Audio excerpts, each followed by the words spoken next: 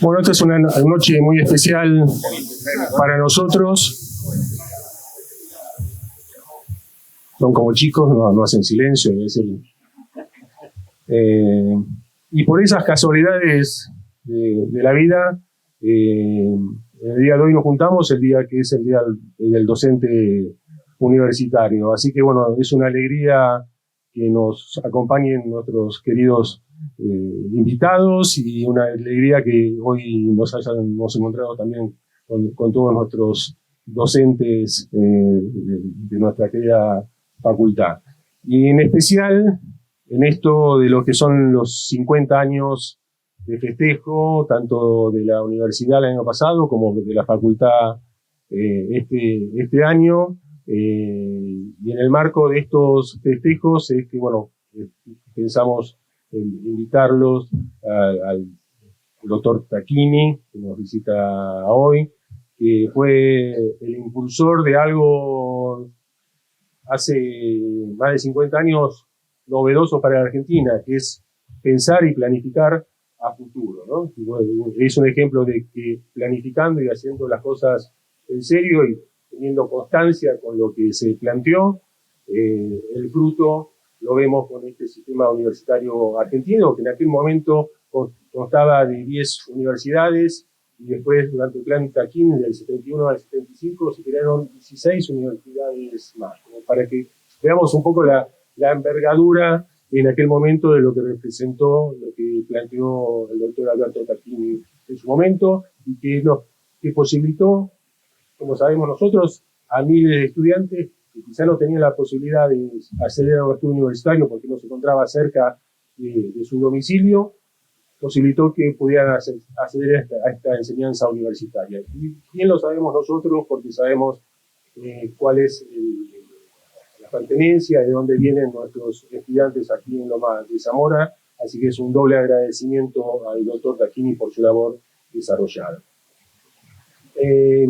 No quiero robar más palabras, y la idea es, bueno, es presentarlos y después seguir con la charla como lo planteé ellos. Bueno, nos visita el doctor Tacchini, es doctor en medicina de la UBA, el doctor honoris causa de la Universidad Nacional de Córdoba, San Luis y Río Cuarto, y miembro de la Academia Nacional de Educación, líder del grupo Nueva Educación.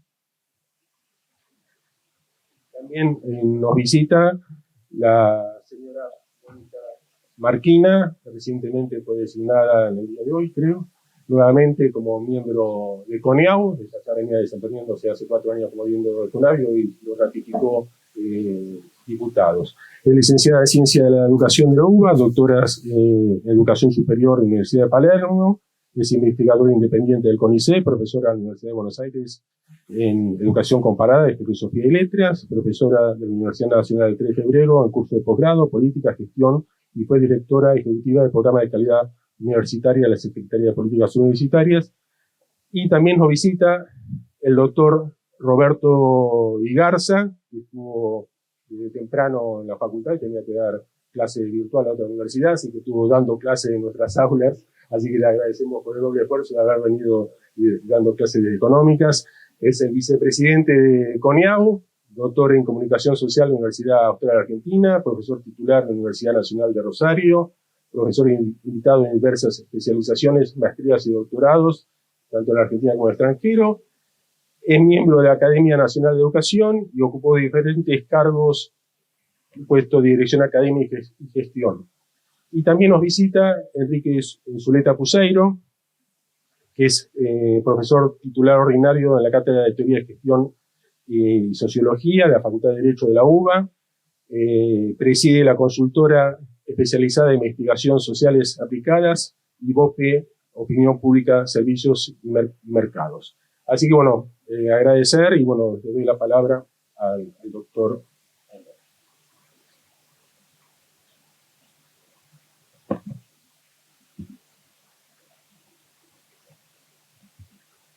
Bueno, muchas gracias. Cuando empecé a pensar qué hacer hoy, tuve 2 o 3 ideas que desarrollé. Las 3 se fueron a la basura y vengo con una idea nueva para la charla de hoy, que no quiere decir sean ideas nuevas, buenas todas.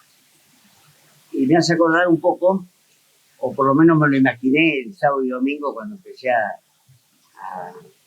hacer algo que no logré, después les voy a contar qué es lo que no logré para la charla de hoy. Algo parecido a lo que me pasó el 18 de octubre del 69, cuando vine a Santa Catalina y se creó la comisión fundadora de OPRO Universidad de Loma de Zamora, que era buscar una idea nueva. Y hace tiempo, hace muchos años, en mi cabeza circula la idea de que estamos ante un cambio de era, o circulaba. Y para mí esa idea cristalizó con la pandemia. Y por lo tanto, el escenario que tenemos hoy por delante es una historia que se va, que da cimientos a una historia que nace, y como todo chico que nace, no se sabe muy bien cómo va a crecer, y sobre algunas ideas de eso también me da vuelta en mi cabeza. Quiero mirar a la universidad y al aprendizaje educativo en general. Cada institución tiene que tener sólidamente sus condiciones fundamentales que son no negociables, y por añadidura tener alguna otra que la complemente, la modifique o le haga entrar en la contemporaneidad y en la relación con la sociedad que pertenece. Complejo esta última cuestión, porque a la universidad le corresponde la sociedad global, y la sociedad global tiene problemas globales, y problemas globales tienen análisis globales, que a mí me gusta referirlos a la encíclica del Papa Francisco, cuando él habla de la totalidad de la naturaleza, que la llama la casa común para cuidarla, la forma en que está toda la naturaleza y el medio ambiente para dar continuidad histórica a las personas como viven dentro de ella para protegerla, pero sobre todo para vivir bien, y una complementaria que es vivir bien y fraternalmente por delante. Con lo que cuando estoy pensando en la universidad, la estoy pensando en esa dimensión, la dimensión de todo hombre, la dimensión de toda la naturaleza, la dimensión de todo el universo. Históricamente la universidad arrancó de las bibliotecas, porque era el lugar donde estaba el conocimiento. Entonces las bibliotecas, que estaban generalmente en los monasterios, juntaban la información en una forma muy rudimentaria. La imprenta es del 1400 y la rotativa del 2000, de 1900. Quiere decir que los libros que estaban en las bibliotecas no tenían relación con los libros que nos acompañaron a nosotros en el siglo XX. Entonces, la primera cuestión de la universidad era recopilar la cultura y transmitir la cultura, progresivamente ordenarla en términos de categorías de pensamiento diferencial según las tribus, y incrementarla radicalmente a partir de la aparición de la revolución científico-tecnológica, que cambia radicalmente la forma de conocer a la naturaleza y a los problemas. Entonces esas tres cuestiones de la universidad quedaban, pero se han transformado. Hoy prácticamente todo el conocimiento está en la nube. Hoy el manejo del conocimiento se hace multimedial y la transmisión del conocimiento se hace multimedial. Con lo que la vía de territorialidad de la universidad empieza a desaparecer, porque a través de los medios de comunicación, como el profesor Roberto Zunrato, dice que es profesor de una universidad y está en otra universidad, y podría haber estado en un barco o podría haber estado en la cima de la Concagua y dando clases exactamente igual. O como nos pasa a nosotros en el teléfono cuando andamos en un auto o nos fijamos en la playa para ver las novedades. Quiere decir que estamos ante un momento en donde la tecnología se ha incorporado al hombre masivamente. Hay 8.000, 9.000 millones de teléfonos, de los cuales hay 1.000 millones de teléfonos inteligentes cada año mejores que los anteriores. Que es bastante berretón, tiene 300.000 veces la potencia de la computadora que llevó a la Luna, el Apolo 1. Por lo tanto, estamos ante una revolución tecnológica que hace desaparecer el tiempo-espacio y que hace desaparecer y conectar a las personas en múltiples formas y capaz de almacenar la cultura de forma general.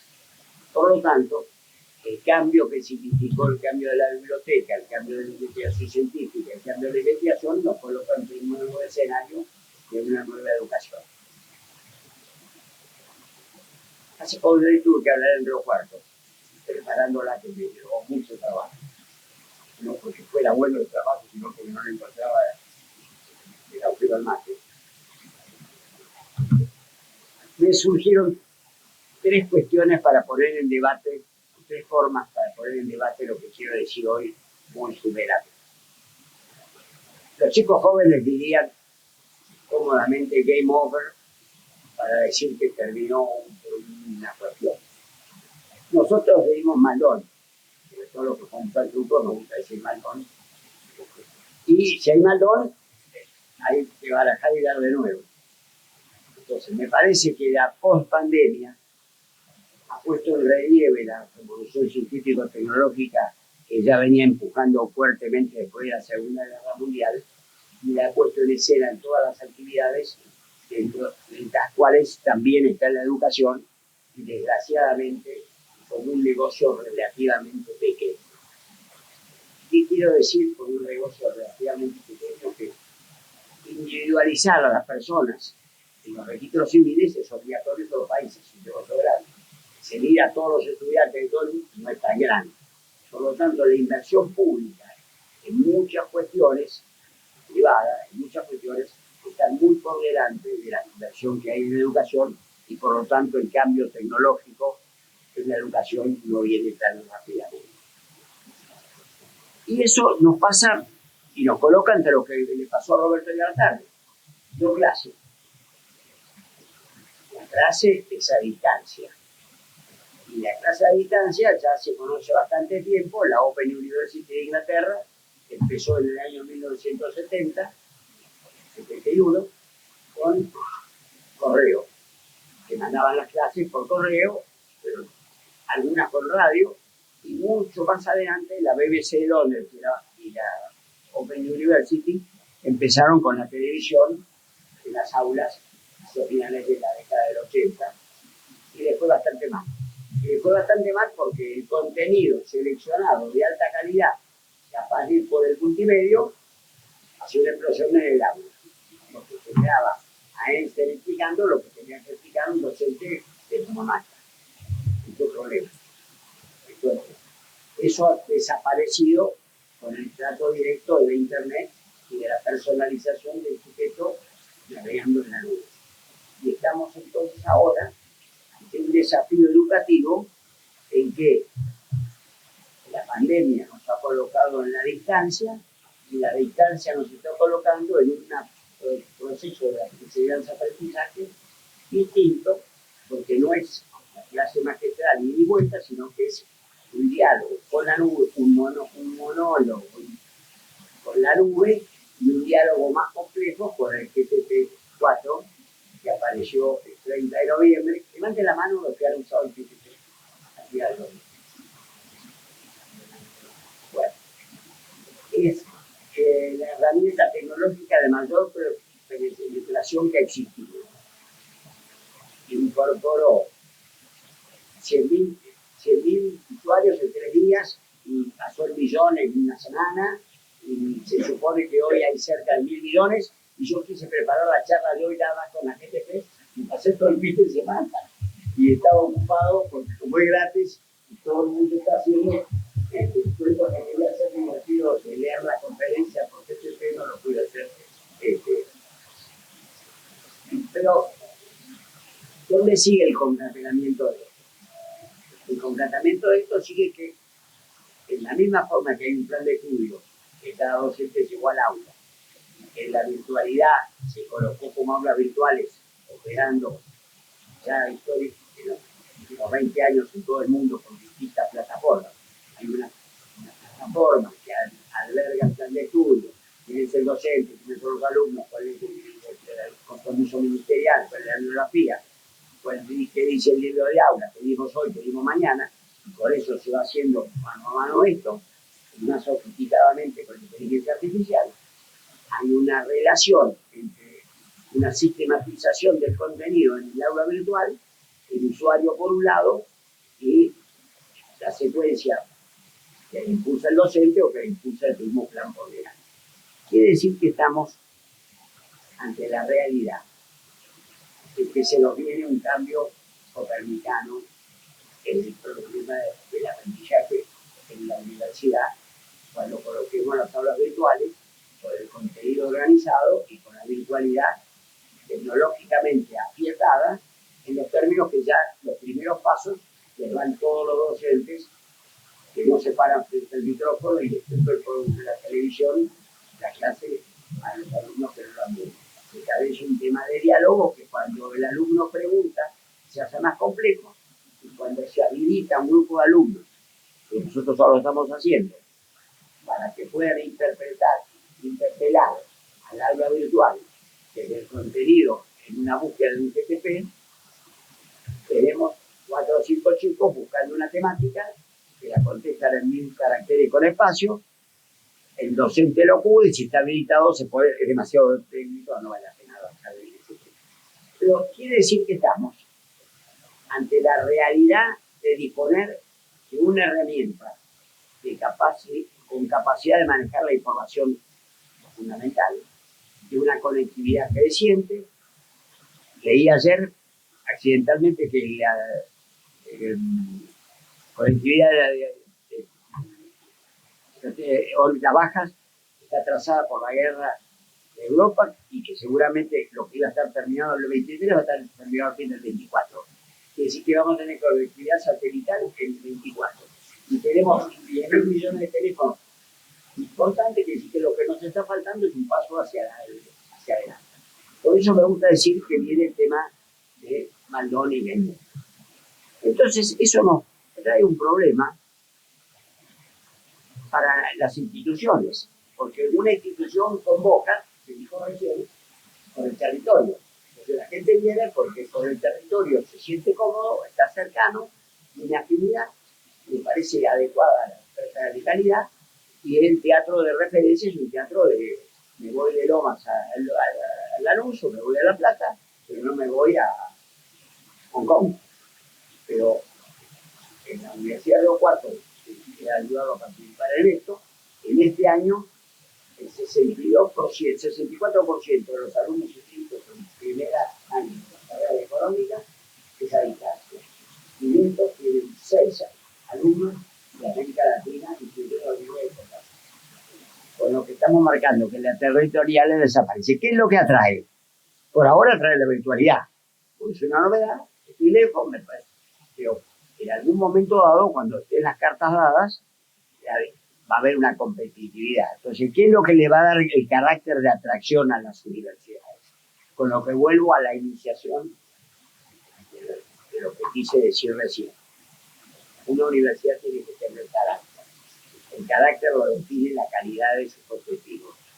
La calidad de sus objetivos son territoriales, pero son territoriales culturales, algunos translocales y otros locales. Si yo quiero saber cómo es el litio, tengo que ir a dónde está el litio. Y si quiero saber cómo es el langostino, tengo que ir a Mar del Plata. Y si quiero saber cómo es la pampa húmeda, tengo que ir a la pampa húmeda.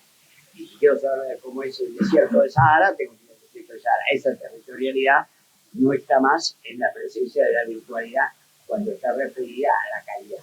Yo puedo poner 10 premios Nobel destacados en una temática en medio de cualquier lugar y va a tener un carácter de atracción. Mal explicado, lo que quise decir es que las universidades tienen un compromiso muy fuerte en 2 o 3 cuestiones. La primera es tener carácter.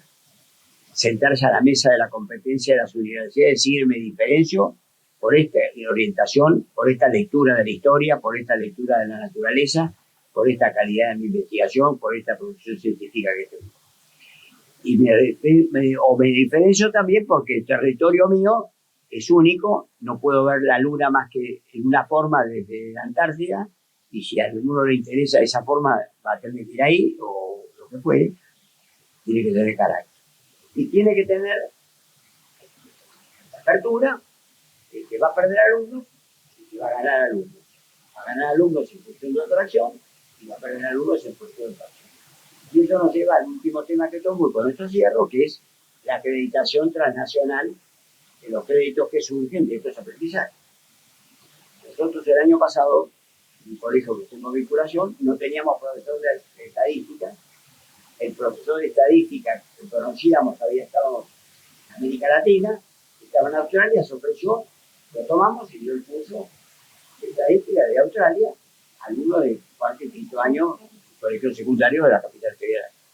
Con lo que la transnacionalidad no solamente de los contenidos, no solamente de los alumnos, sino que de los docentes y de las plataformas. Hoy, las plataformas hoy ya compiten con los docentes, desde los YouTube individuales a plataformas seriales. Por eso me parece que es bastante bueno decir Maldón, no porque vaya a cambiar todo ni hoy, ni mañana, ni pasado, sino porque se abre un camino nuevo y espero venir dentro de 50 años a discutir este tema, a ver si cambiamos tanto como cambiamos hasta ahora. Bueno, ahí nomás.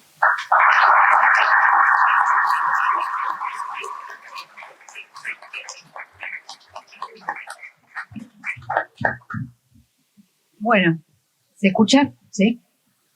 Bueno, esto es Alberto Tacchini. Se supone que veníamos a hablar del plan Tacchini, de la historia, y él ya está más adelante, está mirando los próximos 100 años. Bueno, de esto creo que merece la pena dedicarnos un ratito a hablar sobre el ejemplo, ¿no? de ese tiempo, de ese periodo de ola de expansión de universidades, dentro de las cuales estuvo esta universidad, para poder entender un poco por qué escuchamos lo que escuchamos recién, ¿no? Hay mucho en esa cabeza, en esa proyección, en ese empuje, que creo que nos deja muchas enseñanzas sobre lo que pasa hoy con la educación superior y cómo encontrarle un camino hacia adelante en un contexto muy complejo. Simplemente para darles algunos datos, numeritos que están en el libro, que no lo veo acá, pero hay un libro, ¿sí? Ahí está. Hay un libro que la verdad que, bueno, todos quienes estamos acá hemos tenido el placer de formar parte, ¿no?, de este proyecto. Personalmente, junto con un equipo, trabajamos mucho con Alberto en buscar datos, buscar números para poder entender un poco el impacto académico, social y económico de esto que conocemos por el plan Tacchini. Para que ustedes tengan una idea, en el año 68,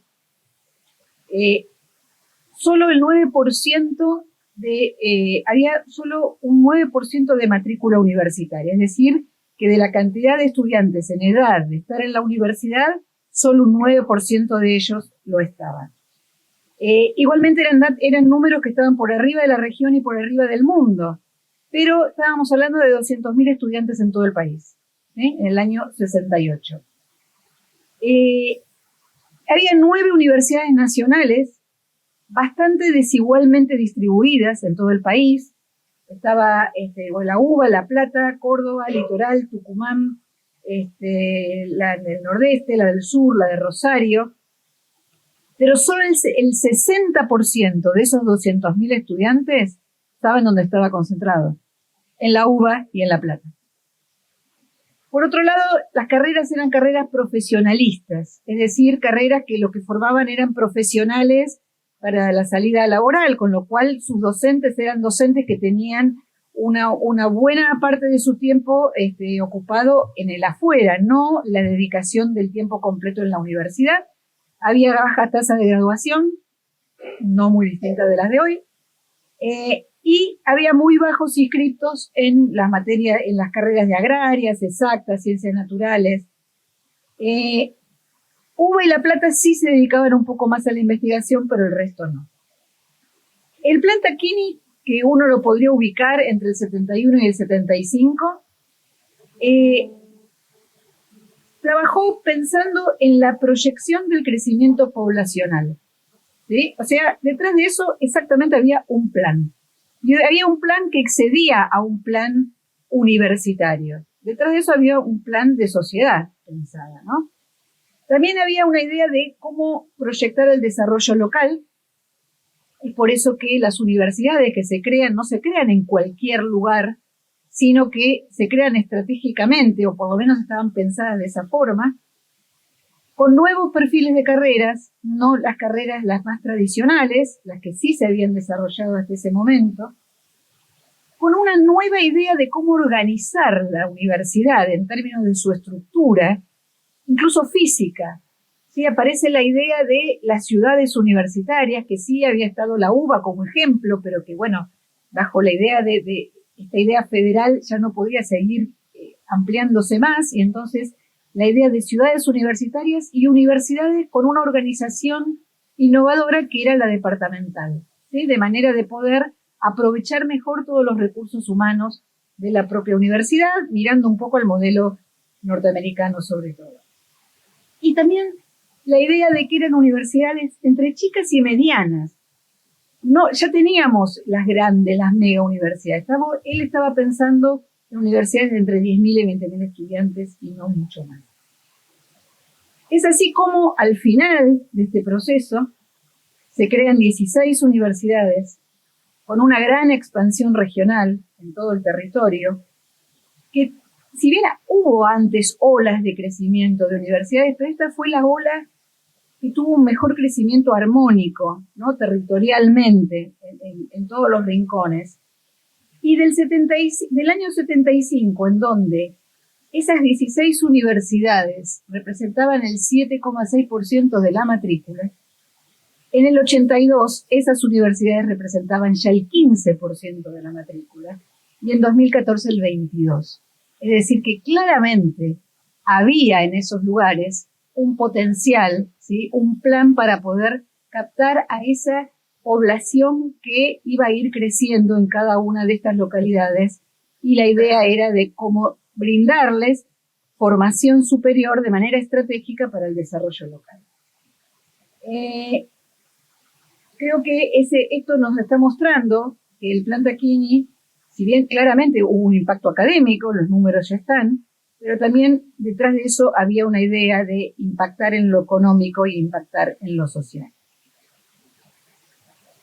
Creo yo que esto nos da muchas líneas para pensar el hoy y el futuro, ¿no? Porque voy a mencionar 4 características de esta empresa, ¿no? De este emprendimiento, de esta gran cruzada de Tacchini. Creo que fue un proceso de reestructuración que hoy nos interpela claramente por 4 razones. La primera, estamos hablando de una expansión que no fue por agregación. ¿Sí? No sé si les suena conocido la forma en que hoy nos estamos expandiendo como sistema universitario. Detrás de estos crecimientos, de estas creaciones, había un plan de desarrollo. ¿Sí? Hoy nuestra forma de crecer como sistema universitario, al menos a mí me generan algunas dudas, y detrás de eso realmente cada vez que queremos que una nueva universidad se abra, todos queremos que haya más universidades que se abran, pero no en cualquier lugar, sin un estudio previo, ¿sí? Sin a 50 kilómetros otra universidad que quizás está dando la misma oferta. Bueno, esto implica pensar a priori, ¿sí? Y esto es algo que sucedió en este ejemplo, en este momento histórico que estamos analizando, y que hoy no lo estamos tomando como enseñanza y como experiencia. La segunda característica, se asentó sobre valores democratizadores y de modernización, pese al contexto, ¿sí? Ya voy a hablar del contexto. ¿Por qué? Porque claramente hubo detrás de eso un modelo de innovación, ¿sí? No era más de lo mismo. Estamos pensando en otras cosas, en otras carreras, más ancladas con lo social, más ancladas con el territorio. Estamos hablando de igualdad de oportunidades porque nuevas generaciones pudieron llegar a la universidad gracias a esta expansión. Y ahí está la primera generación de estudiantes universitarios dentro de su familia. Es decir, que estamos hablando de este lado democratizador de este proceso, y que hoy también nos interpela, y ahora después vamos a ver por qué. Calidad institucional, de hecho, la idea del tamaño de la organización nos estaba hablando de la necesidad de pensar el funcionamiento de una manera mucho más armónica, con calidad.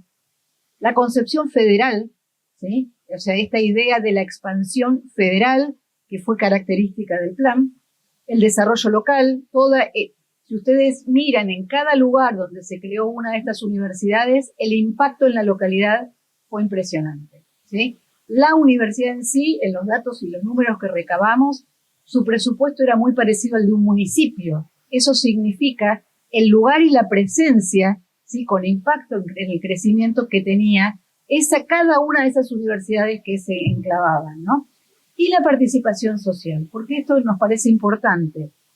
Porque esto no fue que alguien como Tacchini o quizás al gobierno de turno de la época se le había ocurrido crear universidades. El proceso fue de abajo hacia arriba.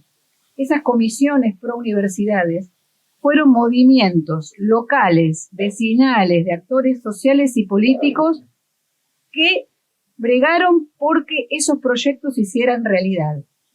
Y acá lo enlazo con la tercera característica.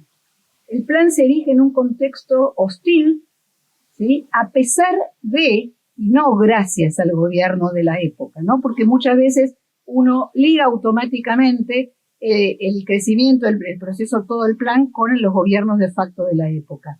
A último momento, cuando claramente este plan había dado sus frutos, es cuando de manera oportuna el gobierno se lo toma y lo lleva adelante. Pero más allá de eso, había un crecimiento de abajo hacia arriba, había participación social pese a esa época, pese a ese momento. Y esto también nos deja algunas enseñanzas. Y en la cuarta característica, para ya después pensar en la actualidad, es que esto, más allá que se hubiera pensado en la primera, en la planificación, en los valores democratizadores y modernos, pese al contexto hostil, nada hubiese sido posible sin esto que acabamos de escuchar recién, sin una personalidad tesonera, persistente, con capacidad de congregar, que de Alberto Tacchini, claramente. Y bueno, esto también nos interpela porque nos interpela porque para el cambio universitario vamos a necesitar líderes que realmente quieran realmente cambiar la universidad, realmente cambiar el sistema universitario. Y ese sistema universitario hoy, de alguna forma, está en línea con estas cuestiones, ¿no? Ya hablé de la necesidad de expandirnos con planificación. La expansión de hoy con planificación, en un contexto como el que estamos, en donde no hay recursos, en donde los chicos llegan a sexto grado sin saber leer y escribir, ¿sí? En donde necesitamos poner recursos por todos lados en lo que es la educación elemental, porque si no, no llegan a la universidad. Quizás es hora de pensar que la expansión tiene que tener otras características. Hay un sistema muy rico y muy diverso. ¿Por qué en vez de levantar paredes no armamos puentes entre las universidades? Puentes de articulación, reconocimientos. Es mucho más económico y potencialmente mucho más rico que los estudiantes puedan moverse por las universidades que crear estructuras que quizás crean carreras o crean instituciones en lugares en donde están muy pegados con otras, con carreras superpuestas, con ofertas que después es difícil ir para atrás, cambiarlas. Bueno, es pensar en otra clave, ¿no? Para ver cuál es la mejor manera que hoy un sistema universitario sea innovador y sea realmente lo que hoy necesitan los estudiantes. Sobre todo pensando que el estudiante de hoy no es el estudiante que entra a la universidad dispuesto a proyectar 10 años de su vida. Porque es verdad, por más que los planes de estudio duren 5 o 6 años, en la práctica los estudiantes tardan mucho en recibirse, por millones de motivos. Entre ellos, por planes rígidos, largos, de carreras con materias superpuestas, con correlativas muy duras. Y hoy los jóvenes están queriendo salir, tener un trabajo, volver quizás a la universidad, volver a salir, capacitarse, hacer un curso en otro lado, ¿sí? Los cursos de Google y todos en algunas áreas abundan. Entonces, bueno, es una universidad que puede estar dispuesta a articular toda esa formación que el estudiante va teniendo porque está armando sus trayectorias con lo que le interesa. Y ahí la universidad tiene mucho para pensar, porque si no lo hace la universidad, lo van a hacer otros, de hecho ya se está haciendo, ¿no? Otro tipo de proveedores que no es la universidad pública. Y finalmente, necesitamos, también estamos en un contexto hostil, gracias, por suerte no estamos hablando de la hostilidad de aquella época, pero sí una hostilidad económica, con mucha pobreza, con realmente un riesgo enorme de que cada vez lleguen menos estudiantes a la universidad. Entonces la universidad tiene que pensarse de otra manera. Y ahí tiene que ser innovadora. Está la idea esta de las nuevas tecnologías. Pensémosla para ese crecimiento y para esa democratización. En mi opinión particular, tiene que estar articulada con la presencialidad. La universidad y la vida universitaria tiene una parte de tecnología, pero tiene otra parte en donde los jóvenes van a la universidad a hacerse amigos, a buscar novio, a vivir, a estar en las bibliotecas. Entonces ahí la universidad tiene que ver cómo junta todas esas cosas, ¿no? Que no sea una cosa o la otra. Creo que el Plan Tacchini fue una experiencia para aprender y que necesitamos muchas personas que con el mismo ímpetu y con las mismas ganas esté dispuesta de aquí en adelante a pensar la universidad que nos espera en los próximos años. Gracias.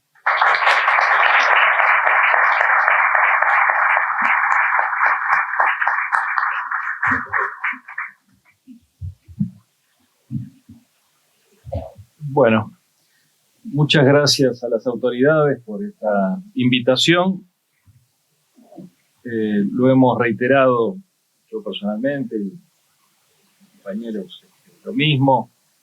Agradecimiento profundo a Alberto por habernos convocado a colaborar con este libro. Estoy además encantado de estar junto a Mónica y Enrique, con quienes compartimos otros trayectos. Así que encantadísimo de estar aquí. Un lugar de futuro. Es lo que resalta. Así que muchas gracias. Como decía Mónica, aunque no parezca, hemos venido también a presentar un libro. Al fin y al cabo, los autores viven de sus libros. Bueno, eso es un mito. Todos sabemos que no es así. Pero bueno, Alberto, que en realidad, insisto, nos convocó para escribir desde diferentes perspectivas algo nuevo dentro de una biblioteca que ya tiene otros antecedentes bibliográficos. No es la primera vez que se escribe sobre el Plan Tacchini, no es la primera vez que se enfoca desde diferentes lugares y perspectivas y con autores diversos. Pienso que en este caso hay algo novedoso. Primero porque la intencionalidad explícita de parte de Alberto ha sido proponer una mirada retrospectiva, pero conjeturar, especular, ¿por qué no?, generar algunas preguntas, resultar sugerente respecto al futuro. Y esa futuridad que está en el centro de la cuestión, esa capacidad de generar futuro, que ha tenido el plan, evidentemente, y que tenemos nosotros entre manos todos los días, me parece que es el elemento central en este libro. Yo creo que tiene un valor analítico, basado en datos sólidos. Mónica lo planteaba muy bien. Esto ha llevado trabajo, largos meses dedicados a responder a las preguntas que nos planteaba Alberto, y me parece que eso ha dado lugar a un libro interesante desde el punto de vista analítico, desde el punto de vista político, porque me parece que al fin y al cabo plantea una visión sistémica, plantea la relación entre el ambiente social, político y la universidad, plantea el vínculo entre producción científica y desarrollo humano local, que es un tema muy importante en el pensamiento de Tacchini de aquella época. Sigue siéndolo, pero en aquella época me parece que estaba en su imaginario de manera muy determinante. Por supuesto, se planteaba, entre otros fue mi rol, la idea de revisar, de algún modo, de manera situada, en contexto económico y político, aquello que había sido el pensamiento de Tacchini, que dio lugar a lo que en la historia se llamó Plan Tacchini, pero que era el plan de nuevas universidades. El capítulo que me tocó escribir, lo terminé denominando, titulando Crónicas de una disrupción, porque me parece que de eso se trataba. El contexto político que mencionaba Mónica da lugar a pensar que las cosas no eran fáciles. A mí me parecía sumamente interesante hablar de esta disrupción. Yo procuro en el capítulo plantear de algún modo ese imaginario de Tacchini en un clima de época. Un clima de época, cada época tiene un clima, paradigmas predominantes. Y me parecía que era interesante reinterpretar los factores que pudieron incidir no solamente en la creación, sino en cómo llevarlo a cabo. Me parece que es un factor interesante. Por supuesto que, lo digo sin ocultamiento de ningún tipo, me parecía interesante detectar, identificar esos factores críticos que inciden en la forma en que los anillos de poder juegan a favor o en contra de una propuesta de esta magnitud. Es decir, eso que Fernando Enrique Cardoso denomina los anillos burocráticos, ¿no? Esta fortaleza que tienen esos anillos de poder que ejercen su papel en favor o en detrimento de él. Me parecía que era interesante plantearlo de ese lugar porque habla, estoy hablando no de la persona ahora, sino del personaje, digo, situado en una época, en una escena, con jugadores de la época.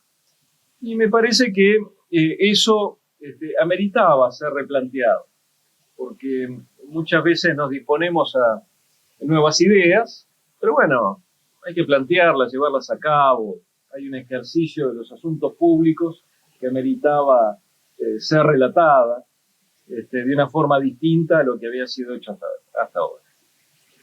En realidad, yo parto de la idea de que, por supuesto, la creación de una universidad es un hecho político de finalidad inicialmente o principalmente educativa, sí, aunque no de manera excluyente.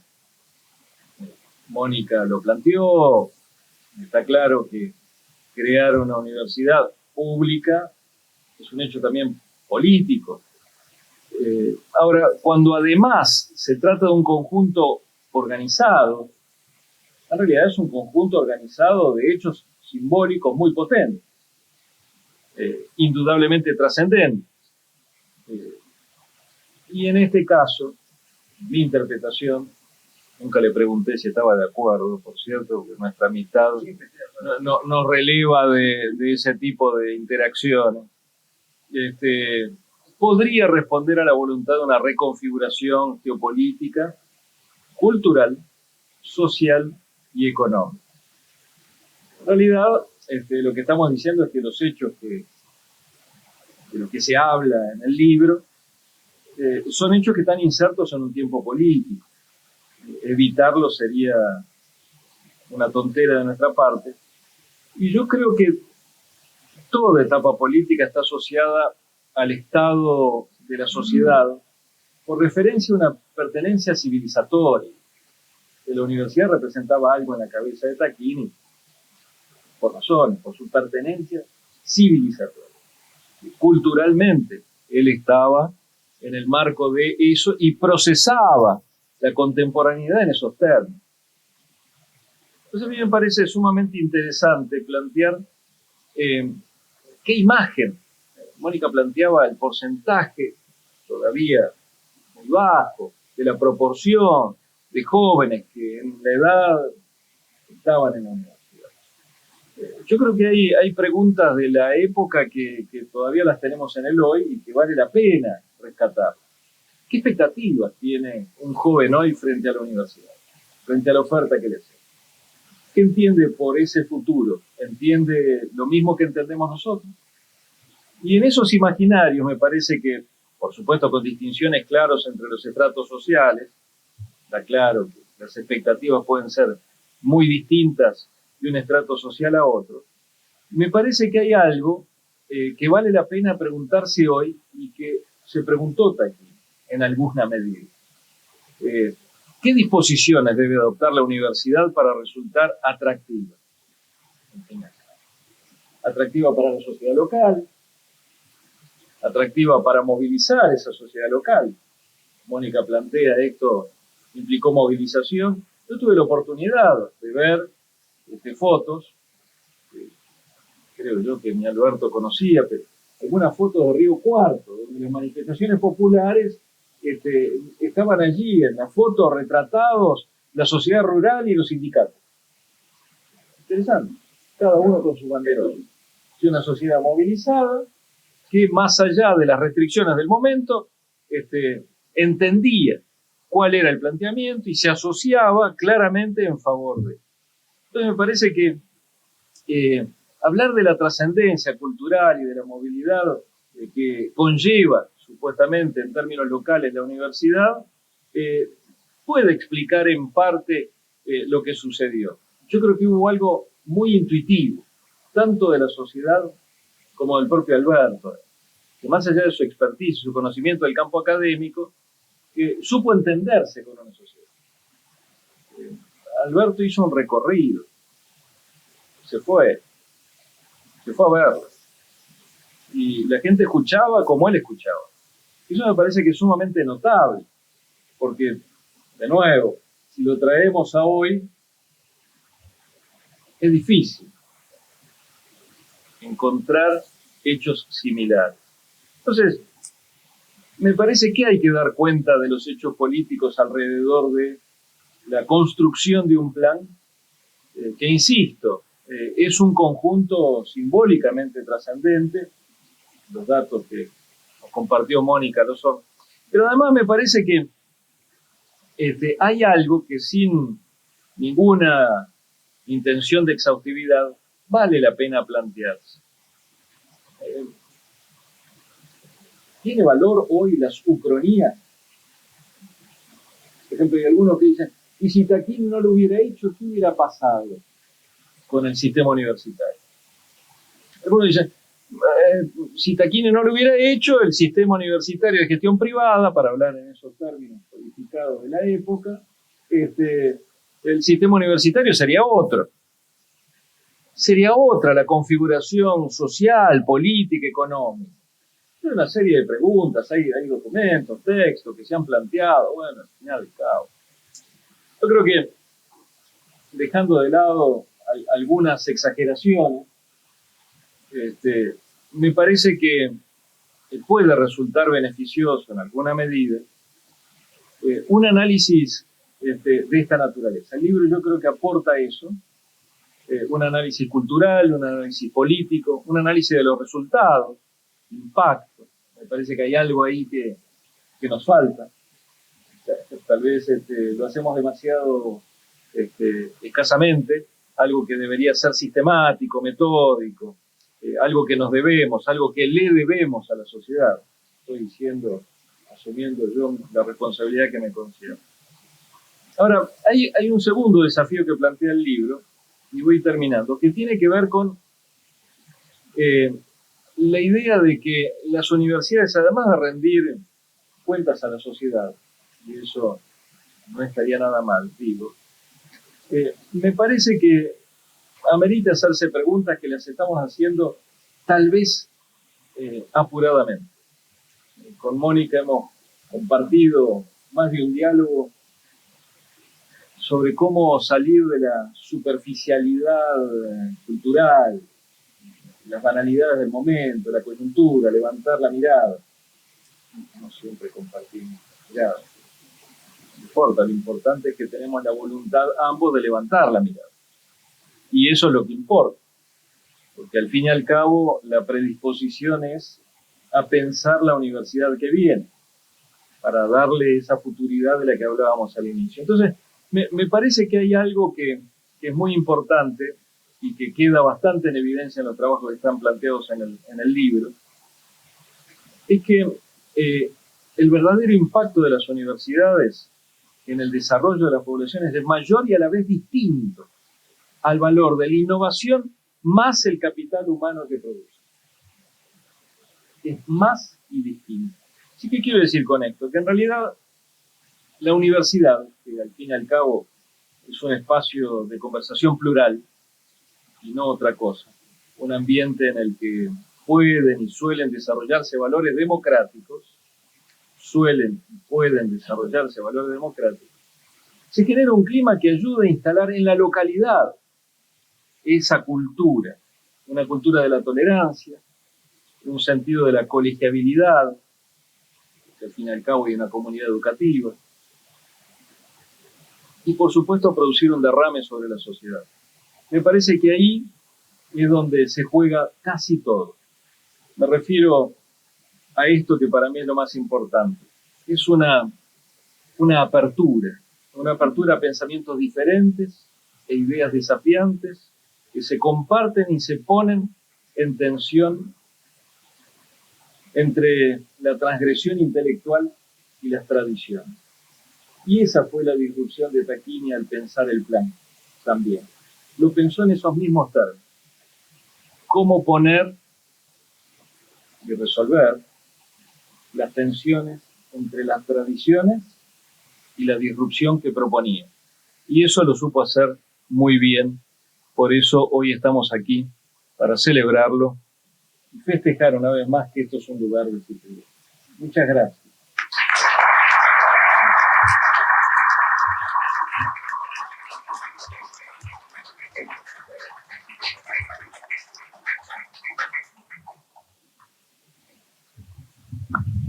Bueno, buenas tardes a todos.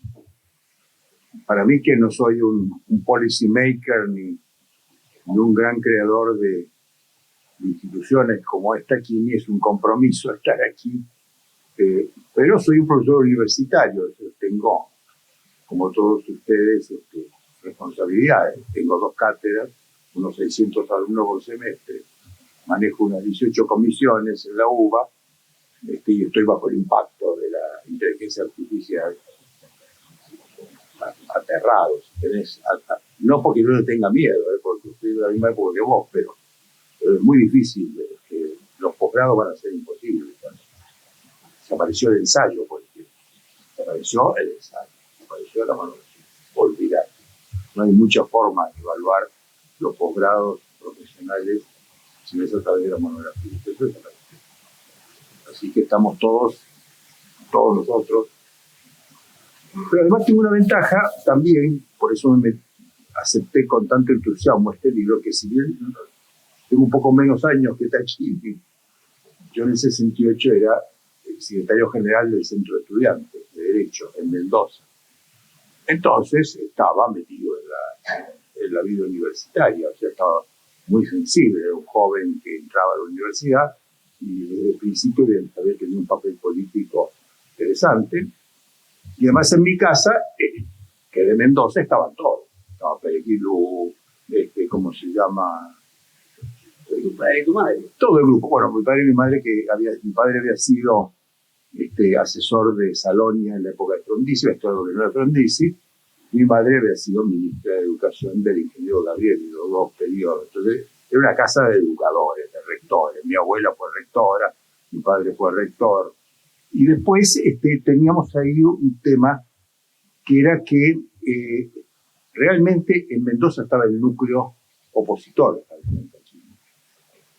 Entonces él mucho no cuenta, pero yo me acuerdo perfectamente cuál era la dinámica. Pero no era un grupo reaccionario que tenía otra idea. El libro decía, necesitamos 7, 8 universidades muy fuertes que operen como red y que hagan puentes, esa idea la tenía Peregrino, que hagan puentes y que alimenten procesos de capacitación de universidades sin necesidad de crear las universidades. Era un desafío muy grande. Era difícil tomar esa posición. Triunfó Tacchini y con eso triunfó un proceso muy importante cuyo balance lo estamos haciendo ahora recién, porque está muy mal estudiado. Cuando uno se pone a estudiar esos años, que son los años que van desde la creación del CONADE, en la época de Ilia, y no hay que olvidar a Roque Carranza, porque él fue realmente la figura fundamental en todo esto, en la creación del CONADE y en la idea de que la educación universitaria era un instrumento fundamental del desarrollo y estaba asociado a la idea de planificación. Eso es una parte que está acá. Entonces, esto no está escrita. Tacchini, que es mucho más fuerte y mucho más consciente, porque es un científico, él ha hecho un gran esfuerzo por traer este plan, pero está por escribirse la historia del periodo. Hace unos años yo traté de hacer un estudio parecido en el campo del derecho, que en el año 67, 68, se hicieron las grandes reformas del derecho, se reformó, se creó la comisión de la comisión de distintos valores, se creó la seguridad social, la ley de sociedades, el código civil de orden, el código comercial, casi todo el derecho se reconfiguró. El ministro aquel entonces era como Tacchini, tenía 37 años, era Conrado Echevarne, y nucleó a toda la gente mayor de la época, y esas reformas sobrevivieron el origen, la legitimidad de origen, porque fue un gobierno militar, podríamos decir. Sin embargo, hubo fuertes polémicas que no han terminado sobre la legitimidad política de esos procesos, pero que eso afectó poco la legitimidad social de las reformas. Porque esas reformas se han podido mantener y ha podido dar un carácter acumulativo, incluso en épocas mucho más duras, como fueron las posteriores, el proceso, el final del proceso, el menemismo. Sin embargo, hay un cuerpo, se dice hoy, lo que he estudiado esto, de común, de ideas, de valores y de consensos y de diálogo, que es muy interesante, es un capital que tenemos, capital social que tenemos los universitarios argentinos. Este libro es un libro que nos convocó a gente muy diversa. Por supuesto, yo quería señalar algunas de las cosas importantes, porque creo que tienen que ver con este proceso que estoy tratando de hablar. Eran conflictos profundos de gente que estaba muy involucrada, que eran rectores, que eran científicos, que eran gente que había dedicado su vida, no eran dirigentes políticos que tiraban un programa político y aspiraban a que se concretara en una ley y de la ley saliera la realidad. No, eran universitarios que estaban metiéndose y haciéndose cargo de estos problemas desde la política, en la política democrática, en la época de Frondizi, en la época de Ile, en la política no democrática, en la época de Onganía, pero eran los mismos equipos, no hubo mucha diferencia, salvo los énfasis. Por eso es interesante, al igual que lo que ocurre en el campo de la reforma legislativa, hacerse cargo de este momento. Este libro tiene algunas características que para mí son muy importantes aún hoy. Es una convocatoria plural, abierta, con una vocación genuina de integrar puntos de vista, pero no por un sincretismo así, para hacer, vamos a decir, una especie de fanfarronería de la capacidad para hablar con todos, sino porque no va a haber políticas de Estado si nosotros no trabajamos sobre la base de esta capacidad de diálogo y de integración. Tacchini, en un momento muy importante, hace 2 años, se puso a organizar un grupo de estos pensando en política de Estado, pensando en que venía un proceso como el que tenemos hoy. En los últimos 10 años se han producido grandes diagnósticos sobre la vida universitaria. Este libro contribuyó mucho, porque la verdad que los trabajos empíricos que hay, que son varios, hicieron un trabajo muy profundo, pero hubo otros trabajos. Estamos empezando a conocer la universidad.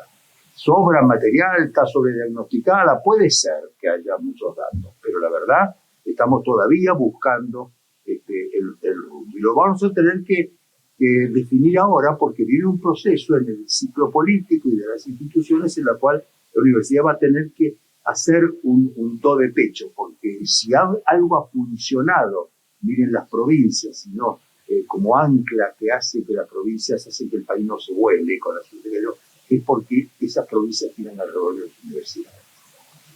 Los rectores son gobernadores, y son intendentes, y son el papel de las universidades en el desarrollo de las 24 provincias es fundamental. No entendemos ni la política, ni la economía, ni los procesos de participación sin entender el papel que cumplen las universidades.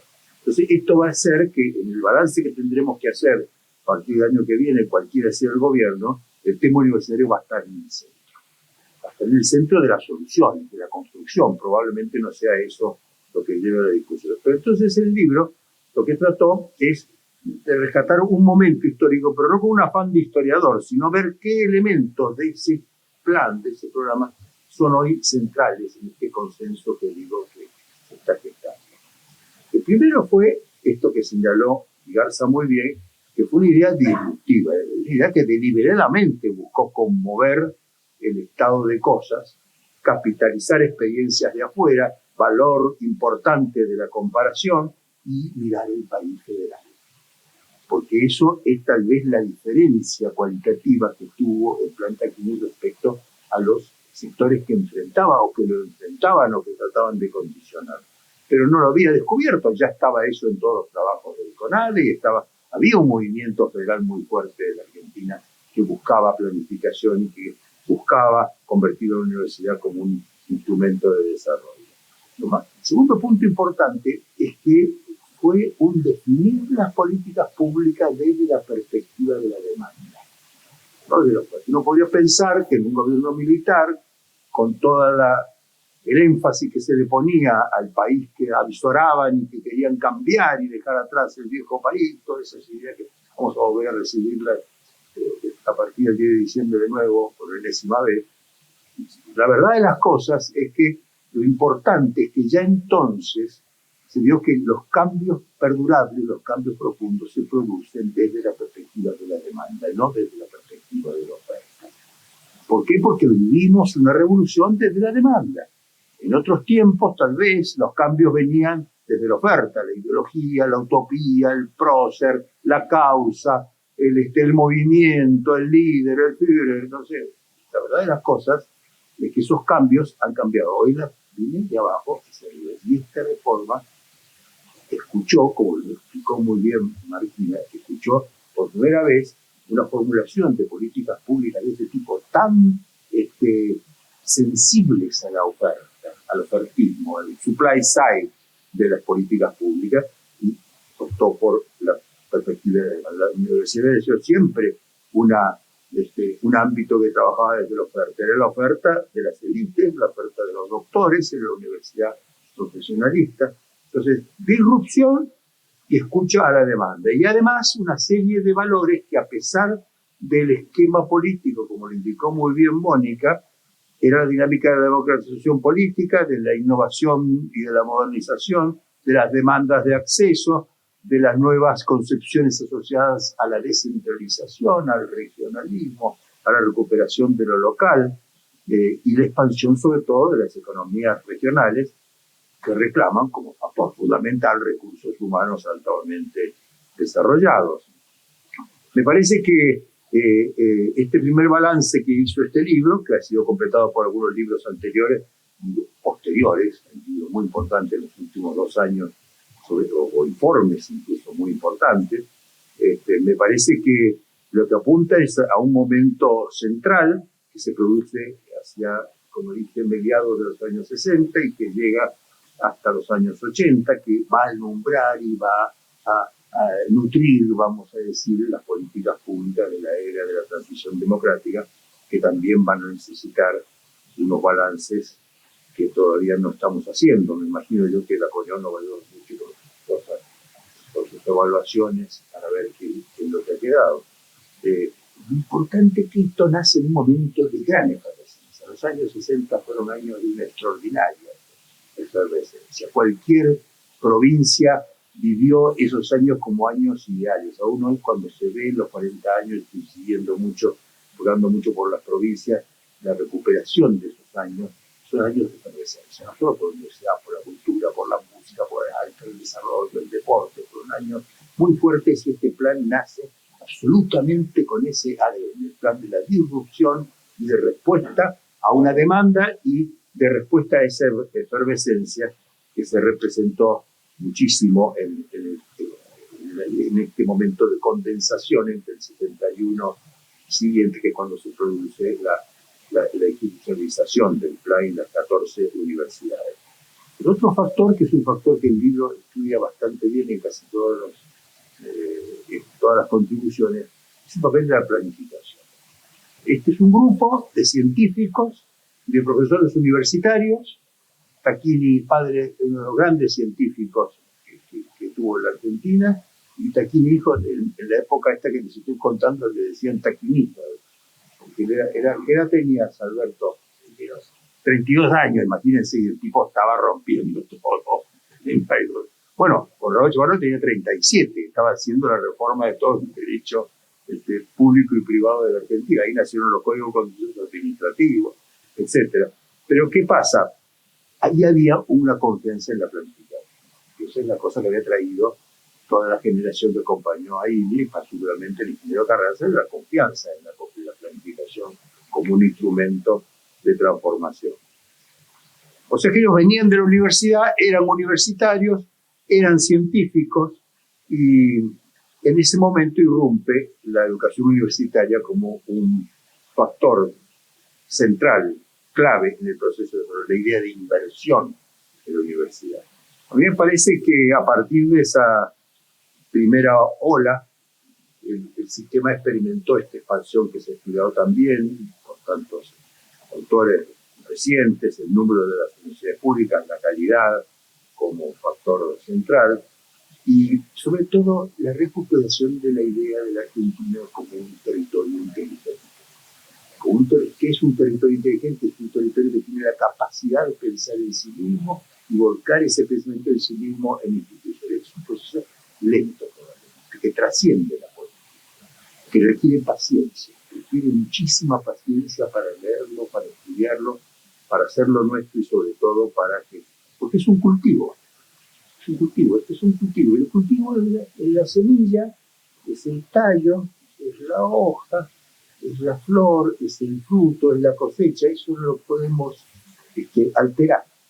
Y la universidad es un cultivo, la cultura es un cultivo. Hay dos concepciones, la cultura como consumo y la cultura como cultivo, ¿no es cierto? Entonces, esta es la parte de la cultura como cultivo. Y el Plantaquini tal vez ha sido uno de los aportes culturales más importantes en una época muy sensible a la cultura, en la que la cultura fue pensada por primera vez como semilla de procesos que iban a fructificar y que requerían para ello visión federal y sobre todo confianza en la planificación. Muchas gracias.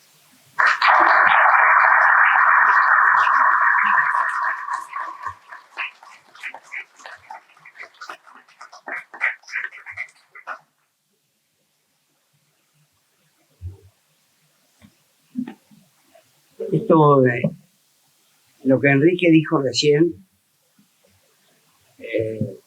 me parece que me habilita a repasar por qué tomé la línea de la charla esta tarde. Indudablemente, sin las comisiones por universidad no hubiera existido el plan de las nuevas universidades, que después se llevó a una segunda etapa, que fue la nacionalización de las provinciales, que no tenían validez nacional de los títulos. Un fenómeno ascendente que movilizó el Palacio. Yo estoy muy impresionado con el tema del ChatGPT desde que lo conocí el 20 de enero, había nacido el 30 de noviembre, así que estaba bastante dormido. Pero los 10 días siguientes les aviso que no pensé más que en ese tema. Y me volvió loco y me dejó las dudas que Enrique en alguna medida esbozó recién por la potencia que esto tiene. Este fin de semana, preparándome para ustedes, estuve repasando datos que no tengo buenos. Pero el 70% de los usuarios actuales tienen menos de 40 años. Quiere decir que la revolución de base que implica el uso del diálogo, porque una cosa es consultar una de internet o un dato y otra cosa es dialogar, que es difícil porque hay que preguntar y el GTP arrancó nada más que con 250.000 libros y la nube tiene toda la cultura, o sea que hasta que esté todo eso y el machine learning adentro va a pasar mucho tiempo. Pero se viene un cambio radical. Lo acabo de decir. Me parece, yo lo he usado poco, de 4 veces por semana, directamente. Pero además es difícil porque como es gratis, hay trabajo para entrar, porque equivocado no te dejan entrar. Pero tiene una lógica. Construye una lógica de trabajo, es metodológicamente. Y a medida que uno sofisticar la pregunta, el análisis, la contestación es mejor. Por supuesto que es una porquería lo que viene por ahora. Y que va a ser por mucho tiempo y que el chat va a durar muy poco. Pero acá estamos en una revolución de base. Entonces, eso, ¿cómo va a desafiar a la universidad? Para nosotros, que veníamos de un CONICET de 80, 300 metros de CONICET, la universidad de masa es una catástrofe por los reductos del laboratorio. Por lo tanto, la idea del tamaño del óptimo de la universidad que podría Olivera nos da una relación entre lo que se puede hacer en el laboratorio y lo que se puede hacer en el aula. Pero ahora, si los alumnos van a distancia, vamos a tener más tiempo para hacer el trabajo de selección de los contenidos. Y la selección de los contenidos es la investigación de un enriquecimiento de los contenidos. Entonces se redefine lo profundo con lo que empecé hoy, la misión esencial y no negociable de la universidad. Porque si no, como en comunicación, aparecen otros prestadores del servicio que compiten con otra lógica que no necesita la sofisticación del desafío de la universidad, que ser la más alta cumbre de toda la República, como dijo Avellaneda, como fue la presidencia y como el rectorado de la UBA. Entonces, hay un desafío por el espacio de la calidad. Ese desafío del espacio de la calidad se separa, al mismo modo de ver, es duro, pero lo que decir que se empobrece cuando uno tiene que ir al aula a atender 2.000 alumnos. O no estudia, o no trabaja, o no se inventa, o no enseña. El tiempo es finito. Bueno, yo creo que el cambio que el libro, última cosa que digo, el libro tiene 2 últimos capítulos sobre nuestra experiencia en la escuela primaria y secundaria. Están muy de moda y todavía funcionan poco las plataformas de aprendizaje de la matemática y la lengua en chicos de 6 a 9 años, matemática y lengua, autónomamente. A través de los programas que compitieron en el X-Prize, los chinos pusieron en marcha uno, quebró la empresa Twitter hace pocos días, pero tiene una plataforma para enseñar a chicos de 6 a 12 años matemática, chino, la lengua, y los dialectos, biología, inglés, por lo que la inteligencia artificial está también para el aprendizaje del tipo de primaria. Y el tipo que viene y ya está de educación directora y secundaria. José Ricardo consiguió movilizar la ley para derogar el artículo 18 de la ley federal que prohibía a los menores de 18 años estar de distancia objetivo. Ahora está derogada, no va a volver a atrás. Pero no estás habilitado para proponer un programa de secundaria 100% online en Argentina, y nosotros tenemos alumnos que están haciendo 6 materias en Estados Unidos con el bachillerato argentino y que están con la comunidad. Así que, bueno.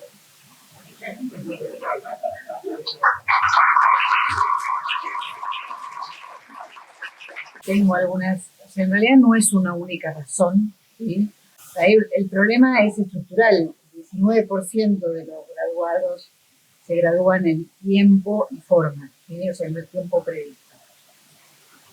O sea, creo que hay razones económicas, hay cada vez más todo lo que tiene que ver con la ligación con el secundario, ¿sí? Que tiene un problema crítico, ¿sí? Sabemos que se gradúa la mitad de los que entran y de esos que se gradúan apenas no llegan a un 20% de los que lo hacen con los saberes que se necesitan. Por ahí hay otro de motivos. Pero yo, como universitaria, elijo ver cuáles son las razones de las universidades, ¿sí? Que colaboran en eso. Y creo que ahí hay un lugar que lo vemos poco, no lo queremos ver los docentes, que tiene que ver con la longitud de las carreras, la rigidez de los planes y a veces cierta obsolescencia, ¿no? Y la contracara de esto es que esos jóvenes, como lo mencioné apenas, pero esto es algo que se está discutiendo en el mundo, proyectan su vida en el corto plazo. Y no en el corto, o sea, en el corto, luego un poco más, luego un poco más, y son libres de ir viendo cómo quieren ir armando su futuro. Y frente a esa realidad, una universidad que le dice, esta carrera va a durar en la práctica, ve a sus compañeros, ve a los mayores, 8 años, 10 años, no es una opción. Algunos lo ven antes y otros se dan cuenta durante. El problema es que la universidad en el medio lo formó, se van con algo que no lo pueden cuantificar ni certificar, el mercado de trabajo se aprovecha de eso y ahí es cuando hay que empezar a pensar otras formas de formar. También hay mucho del aula, ¿sí? Creo que esta idea de empezar a pensar en el estudiante va ligado a todo esto, ¿no? Cuando vemos que los planes de estudio duran una vez y media, simplemente es porque lo pensamos del lado de los docentes y decimos mi materia tiene tantas horas. Pero en la práctica, esa materia sumada con las demás no son solo las horas del docente frente al estudiante, sino del tiempo del estudiante para aprender. Y esto es lo que explica por qué hay muchas veces que tienen que aprender fuera del aula, cosas que el aula... Bueno, y esto es lo que alarga, lo que infla los planes. Entonces ahí hay algo que sí la universidad podría hacer y lo va a tener que hacer porque si no, lo van a hacer otros. Y hoy a estos jóvenes lo que les interesa, hoy el mercado de trabajo emplea sin necesidad de tener un título universitario. Es una prueba, o forma directamente. Entonces, bueno, ahí es donde creo que sí podemos, pese a que hay muchas otras razones, podemos empezar a pensar qué hacer desde la universidad. Carreras largas más necesario, las profesiones tradicionales son necesarias, pero no todo el mundo quiere ser ingeniero, médico, contador. Hoy hay muchas otras cosas que además son cambiantes, ¿no? Todo el tiempo. Vincularnos con el mercado. ¿Por qué no nos podemos... Este cierto prejuicio, ¿no?, que tiene la universidad en vincularse en la formación, porque también está abierto con lo que es la vinculación tecnológica, todo eso sí. Pero en la formación, empezar a pensar lo que necesita el mercado de trabajo, muchas veces es un prejuicio por parte de las universidades. Y bueno, ahí hay mucho para transitar, en mi opinión.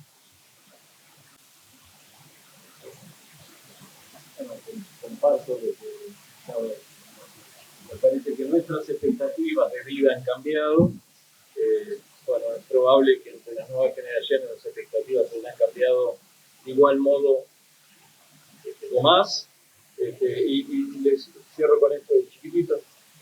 Me parece que el futuro se comió un poco el presente. Hubo una aceleración tecnológica que Alberto resalta, que me parece que es parte de una realidad tangible. Hay un mundo ahí afuera, un ecosistema cultural mediático que nos supera ampliamente y que resuelve muchas cuestiones de los jóvenes de una manera distinta. Son oferentes, son proveedores, tal cual lo expresó Mónica. Entonces tal vez haya que acostumbrarse a que sostener que esto es un lugar de futuro invita a renovar las preguntas y tal vez reordenarlas, no necesariamente son nuevas preguntas, pero reordenarlas, jerarquizarlas, darle una respuesta distinta. El aula probablemente esté en vísperas de algo, no sé qué, no tengo un paradigma de destino. Sí que pienso, como dice Mónica, que cada universidad con su identidad y su carácter debería darse un paradigma de transición, porque paradigma de destino nadie llegó. Entonces, ¿quién le va a decir la respuesta? Ahora, hay que darse un paradigma de transición. Transicional significa algo provisional, algo que va a durar un cierto tiempo. No podemos rediseñar una universidad pensando que va a durar otros 50 años. Probablemente hay que pensarla para los próximos pasos. Para completar no quería completar la idea de Garza. Hay una parte que es nuestra, que nosotros también tenemos que darnos cuenta que nuestra oferta probablemente no está siguiendo de cerca ese proceso. Nosotros, por ejemplo, en Derecho, en la UBA, que tenemos una crisis muy importante, en los posgrados es crítica. Todavía sacamos abogados que no estudian balance, no saben leer un balance. ¿Puede un abogado no saber leer un balance? Y no está en la carrera. No, eso tendrán que aprender. Pero es más, no se enseñan los métodos alternativos de resolución de conflictos. Hubo un momento en que estuvieron, porque teníamos grandes profesoras, como Hayton, Gladys Álvarez, que han vuelto a hacer 2 bolillas de procesal civil. ¿No? ¿Es posible pensar el derecho resolviendo conflictos solamente en los tribunales? Claro, los abogados son enemigos de los métodos porque no pueden trabar la litis. Quieren trabar la litis. Hasta que no traban la litis no hay. Es impresionante. En el caso de la UBA pero les puedo mencionar, yo de la UBA porque soy profesor de ahí, pero tenemos realmente 10 o 15 puntos negros y tiene mucho que ver con los profesionales que están en la facultad. O sea, ven las cuestiones desde la profesión, que es una profesión que fue pensada a principios del siglo, cuando en realidad esos estudiantes que estamos formando van a ejercer en un mundo que ni nos sospechamos cómo va a ser. Ahora, esta tarea no la estamos haciendo, no le dedicamos tiempo, no le dedicamos nuestras vocaciones, no hacemos el esfuerzo, o sea que no es solo el cambio de la gente, sino también que nosotros estamos con una arteriosclerosis prematura, porque son universidades jóvenes, ¿no?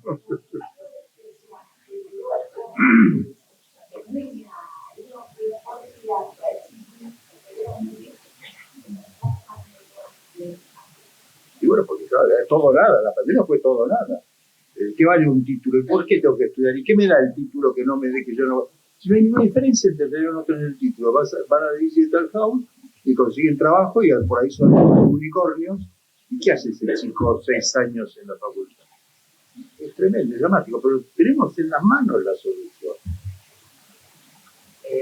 A mí me encantó porque vamos a rever el proceso como yo lo vi desde el principio hacia el final. Los chicos arribaron de la carrera no sirve.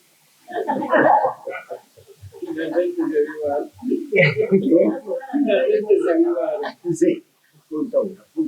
Pero eso vuelve a la idea con la que empecé la charla de la tarde. ¿Cuál es la misión indelegable de la universidad? Analizar el conocimiento al máximo nivel, incorporarlo con intención científica y construir el discurso. Una vez que construimos el discurso, lo vamos a transferir. Pero los chicos lo tomarán en otras formas. Y la universidad volverá a ser el lugar en donde se construya nuevamente el discurso de estudio. Y eso se da mucho más en las áreas en donde el pensamiento teórico no tiene una retribución económica del corto plazo. La inversión en ciencia y tecnología lleva el primer 1%, todavía es el 3%, en Argentina no tenemos ni el 1%. El primer 1% de la investigación básica, que es saber por saber y no sirve para nada y algún día sirve. Y eso en el único lugar que se puede hacer en la universidad.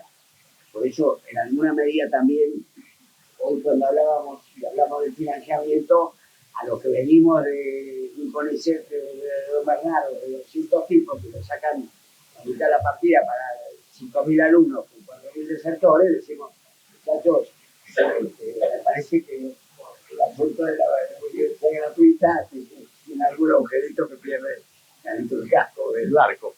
Bueno, gracias.